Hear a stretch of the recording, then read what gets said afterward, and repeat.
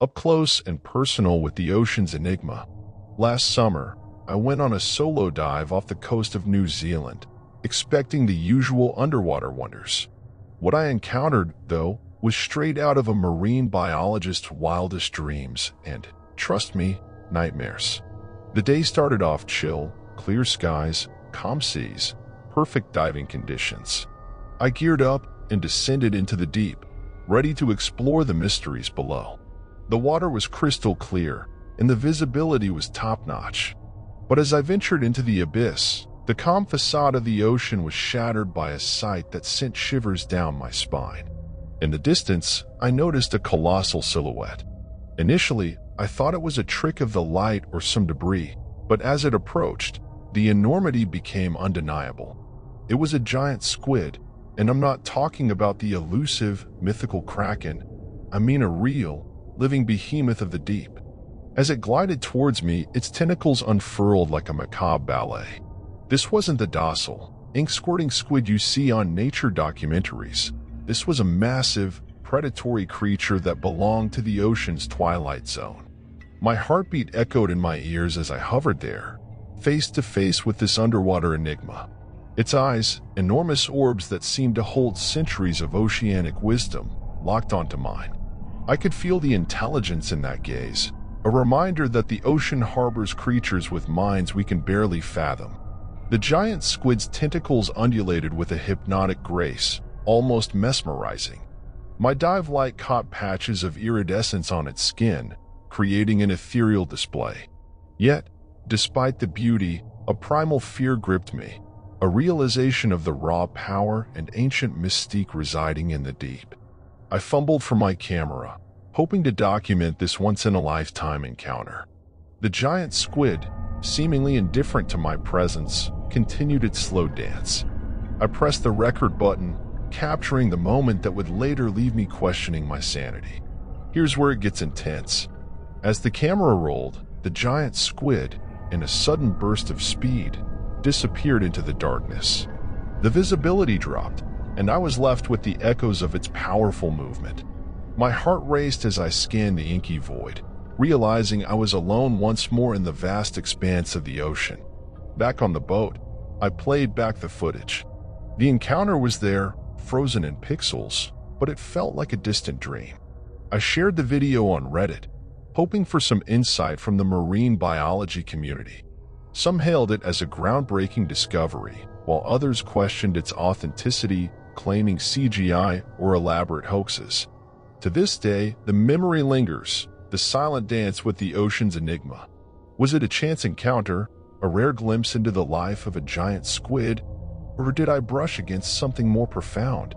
The ocean keeps its secrets, and my up-close experience with the giant squid left me with more questions than answers.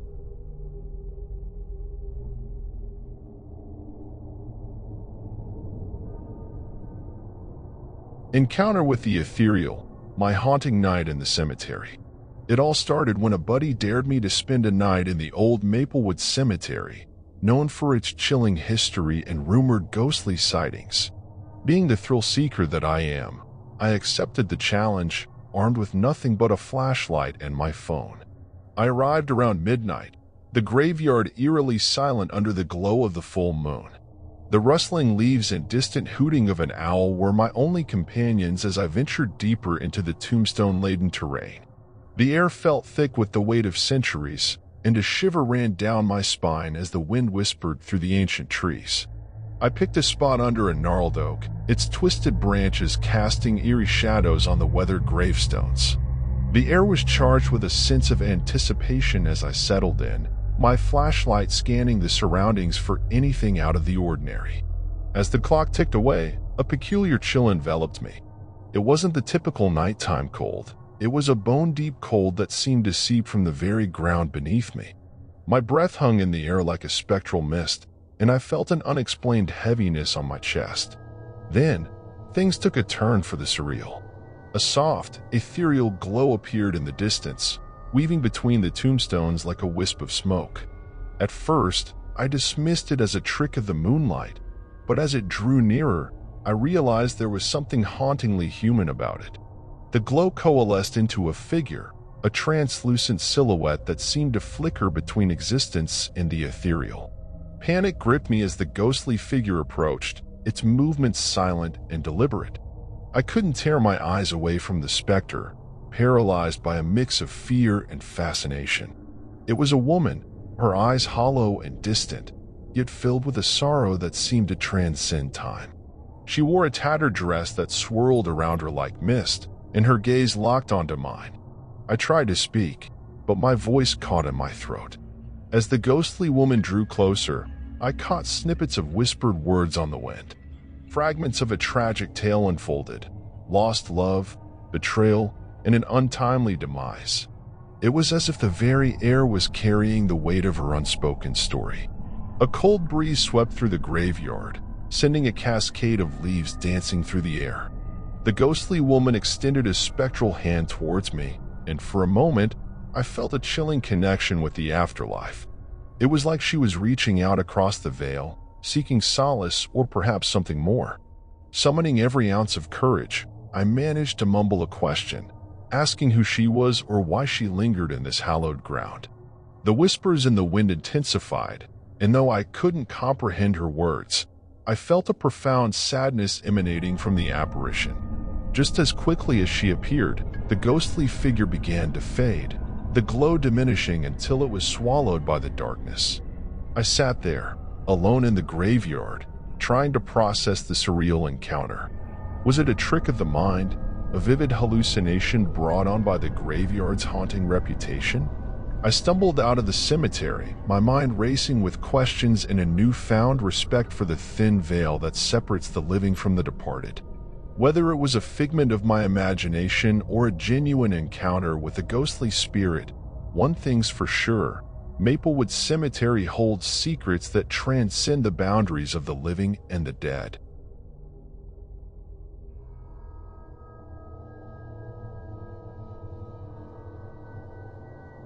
Tinder date in the dark lot. Hey folks, I never thought I'd be sharing a story like this, but it's been messing with my head, and I need to get it off my chest. So, there's this Tinder date I went on that left me feeling all kinds of messed up. It all started when this girl, let's call her Jenny, hit me up on Tinder. We chatted for a bit, and she seemed cool, you know? We decided to meet up at this place, an empty parking lot. Yeah, I know, sounds sketchy, but she insisted it was a quiet spot. So there I am, feeling all uneasy, sitting in my car in this dimly lit parking lot. As I waited, I couldn't shake this weird feeling. The place was dead silent, and the only light was from the flickering lampposts scattered around. I'm not great with words, but something felt off, like the air was thick with tension. After what felt like an eternity, a car pulled up. It was Jenny, or at least I thought it was. She rolled down her window, and we exchanged awkward smiles. I couldn't see her face too well, but she seemed nice enough. We decided to hop into my car and go grab some food. That's when things started getting weird. As we drove, Jenny was acting strange, answering questions with short sentences and constantly glancing around like she was expecting something. I asked her if everything was okay, and she just brushed it off, blaming it on a bad day. I didn't want to push, you know? We reached this quiet diner, and as we stepped inside, I realized we were the only ones there. I tried to lighten the mood with some small talk, but Jenny was fixated on the window, like she was watching for someone. It was getting on my nerves, but I tried to ignore it. We finished our meal, and as we walked back to the parking lot, I noticed a shadowy figure in the distance. I squinted, trying to make out who it was. Jenny tensed up, gripping my arm. I asked her what was wrong, and she whispered, "Just drive." Back in the car, I hit the gas, leaving the shadow behind. I demanded an explanation, but Jenny stayed tight-lipped. She finally muttered something about a crazy ex who wouldn't let her go. I didn't know what to believe, but the uneasiness from earlier turned into full-blown anxiety. I decided to take her home, thinking it would be the end of the weirdness. But here's where the major twist comes in. Buckle up. As we pulled into her driveway, she turned to me with tears in her eyes. "I never thought he'd find me here," she said, her voice trembling. Confused, I asked who she was talking about. That's when she dropped the bomb. She had faked the Tinder profile to get someone to escort her home safely. Her ex was a dangerous stalker, and she needed a way out without him recognizing her. Now, I'm sitting here, replaying the night in my head. It started as a regular Tinder date in a creepy parking lot, but it turned into a real-life horror story. I don't know what to make of it, but one thing's for sure, dating can be scarier than you think, and sometimes the shadows in an empty parking lot are more than just shadows. Stay safe out there, folks.